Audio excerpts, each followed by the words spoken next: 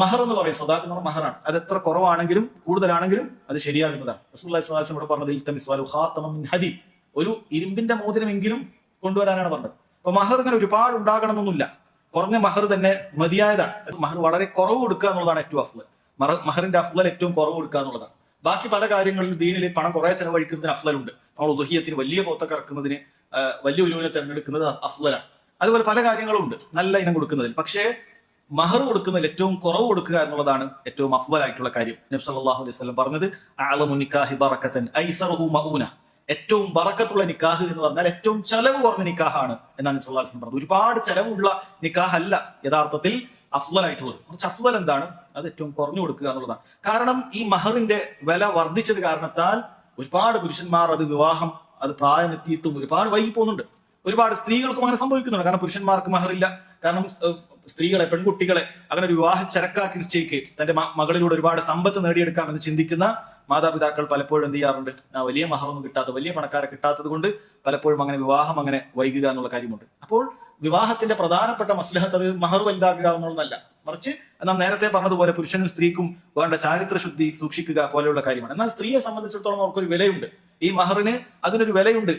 അതിനെ സത്യപ്പെടുത്തിക്കൊണ്ടാണ് അവൻ കൊടുക്കുന്നത്, വിവാഹം കഴിക്കുന്നത്. അതുകൊണ്ടാണ് എന്ത് ചെയ്തിട്ടുള്ളത്, മഹർ നിശ്ചയിച്ചിട്ടുള്ളത്. അതുകൊണ്ട് ഏറ്റവും എളുപ്പമുള്ളത് നിശ്ചയിക്കുക എന്നുള്ളതാണ്. ഈ കാലഘട്ടത്തിൽ പ്രത്യേകം മനസ്സിലാക്കേണ്ട കാര്യം. കാരണം ഇന്ന് സ്വർണത്തിന്റെ വിലയൊക്കെ എന്ത് ചെയ്തിട്ടുണ്ട്, നമ്മുടെ നാട്ടിൽ പൊതുവെ കൊടുക്കുന്ന മഹർ സ്വർണത്തിന്റെ വില പെട്ടെന്നില്ലാത്ത ഒരു 5 വർഷം മുമ്പോ 10 വർഷം മുമ്പോ ഇല്ലാത്ത രൂപത്തിൽ പെട്ടെന്ന് അതിന്റെ വില കൂടിയിട്ടുണ്ട്. അതുകൊണ്ട് സ്വാഭാവികമായിട്ടും ഇന്നുള്ള ചെറുപ്പക്കാരെ സംബന്ധിച്ചിടത്തോളം മഹറിന്റെ വില നേരത്തെ കൊടുത്ത കണക്ക് വെച്ച് കൊടുക്കാൻ വലിയ പ്രയാസം ഉണ്ടാകും. നേരത്തെ 5 പവൻ കൊടുത്ത കണക്കിൽ ഇവൻ ഇന്ന് അത് സാധിക്കുകയില്ല. ഇന്ന് ചിലപ്പോൾ അതിന്റെ തുല്യമായിട്ട് ഒരു പവൻ പോലും വാങ്ങിക്കാനുള്ള പ്രയാസം ഉണ്ടാകും. അപ്പൊ അത്രയും വലിയ പ്രയാസമുണ്ട്. അതുകൊണ്ട് മഹർ അങ്ങനെ ഒരുപാട് വലിയത് കൊടുക്കണം എന്നില്ല, വളരെ കുറഞ്ഞത് കൊടുത്താൽ തന്നെ മതി. ഇൽതമിസ് വലൗ ഖാതമൻ മിൻ ഹദീദ്, നിക്കാഹ് നടക്കണം, മഹറിന്റെ പേരിൽ നിക്കാഹ് നടക്കാതിരിക്കരുത് എന്നതാണ് ഇവിടെ.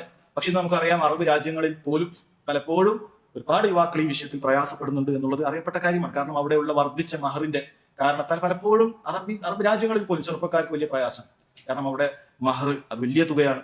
അതോടൊപ്പം അവർക്ക് വേണ്ട കാർ വേണം, വീട് വേണം, ആ രൂപത്തിൽ ഒരുപാട് കാര്യങ്ങൾ വേണ്ടത് കൊണ്ട് പലപ്പോഴും പ്രായം അത് വർദ്ധിക്കാറുണ്ട്. പുരുഷന്മാരെ സംബന്ധിച്ചിടത്തോളം ദീനുള്ള ആളുകൾ അത് പരിഗണിക്കുന്നുണ്ട്. അതല്ലാത്ത ആളുകളെ സംബന്ധിച്ചിടത്തോളം പലപ്പോഴും പ്രയാസമാണ്. നമ്മുടെ നാട്ടിൽ അത് വേറൊരു നിലയ്ക്ക് ഇപ്പോൾ അങ്ങനെയുണ്ട്. കാരണം നാട്ടിൽ പൊതുവേ കൊടുത്തു വരുന്നത് ഇത്ര പവനാണ് എന്നുള്ളത് കൊണ്ട് പലപ്പോഴും ചെറുപ്പക്കാർക്ക് അത് വലിയ പ്രയാസം. അതുകൊണ്ട് അത് സമൂഹം ശരിക്കും തിരിച്ചറിയേണ്ട കാര്യമാണ്. യഥാർത്ഥത്തിൽ ഈ സ്വർണം തന്നെ കൊടുക്കണം യാതൊരു നിർബന്ധമില്ല. ഒരാൾക്ക് വെള്ളി കൊടുത്താൽ മതി. വെള്ളിയുടെ മാലയോ വെള്ളിയുടെ മോതിരമോ വെള്ളിയുടെ വളയോ ഇതൊക്കെ അനുവദനീയമായ കാര്യമാണ്. വിവാഹം നടക്കുക എന്നുള്ളതാണ് അവിടെ ഏറ്റവും എന്ത് ചെയ്യേണ്ടത്, കാര്യം നടക്കേണ്ടത്. പക്ഷേ പലപ്പോഴും എന്ത് ചെയ്യാറില്ല, ആളുകൾ പരിഗണിക്കുക എന്താണ്, വലിയ പണത്തിനെയും മറ്റുമൊക്കെയാണ് പരിഗണിക്കുക, അല്ലെ? എത്രത്തോളം ഒരു സ്ത്രീയെ വിവാഹം അന്വേഷിച്ചു വന്നു, ഒരാൾ നല്ല ദീനുണ്ട്, മറ്റേ ആൾ അത്ര വലിയ ദീനില്ല, പക്ഷെ സാമ്പത്തികമായി ചിലപ്പോൾ ഒരുപാട് മഹറൊക്കെ കൊടുക്കാനും അങ്ങനെ വലിയ നിലക്ക് കല്യാണം നടത്താനൊക്കെ സാധിക്കും. പലപ്പോഴും ദീനുള്ള ആളുകൾ ഉപേക്ഷിക്കുകയും ഇത്തരക്കാരായ ആളുകളെ തെരഞ്ഞെടുക്കുകയും ചെയ്യുക എന്നുള്ള സമൂഹത്തിൽ കാണുന്നുണ്ട്. പക്ഷെ റസൂലുള്ളാഹി സ്വല്ലല്ലാഹു അലൈഹി വസല്ലം പറഞ്ഞത് ഇദാ ജാഅകും മൻ തർളൗന ദീനഹു വഖുലുഖഹു ഫൻകിഹു, ദീനും സ്വഭാവവും നന്നായ ഒരാൾ നിങ്ങളിലേക്ക് നിങ്ങളുടെ മകളെ അന്വേഷിച്ചു വന്നാൽ ഫൻകിഹുഹു, നിങ്ങൾ എന്ത് ചെയ്യണം, അവർക്ക് വിവാഹം കഴിച്ചു കൊടുക്കണം എന്നാണ് പറഞ്ഞിട്ടുള്ളത്. പക്ഷെ പലപ്പോഴും ഇതാണ് ഈ കാര്യമാണ് നോക്കുന്നത്. അപ്പോൾ വിവാഹത്തിന് നിശ്ചയിച്ചിട്ടുള്ള മഹർ അതങ്ങനെ വലിയ മഹർ നിശ്ചയിക്കപ്പെടുക എന്നുള്ളതിൽ യാതൊരു കാര്യവുമില്ല, അതിന് യാതൊരു പ്രസക്തിയുമില്ല. അതുകൊണ്ട് വിവാഹബന്ധം നന്നാകണമെന്നോ ബറക്കത്തുള്ളതാകണമെന്നോ ഇല്ല, മറിച്ച് ഓരോരുത്തർക്കും സാധിക്കുന്നതാണ്. അല്ലെ, പലപ്പോഴും സമൂഹം എങ്ങനെയാണ് കൊടുക്കുന്നത്, മറ്റുള്ള ആളുകൾ എത്രയാണ് കൊടുക്കുന്നത്, അങ്ങനെ ഓരോ വ്യക്തിക്കും എന്താണ് സാധിക്കുന്നത് അവൻ കൊടുത്താൽ മതി.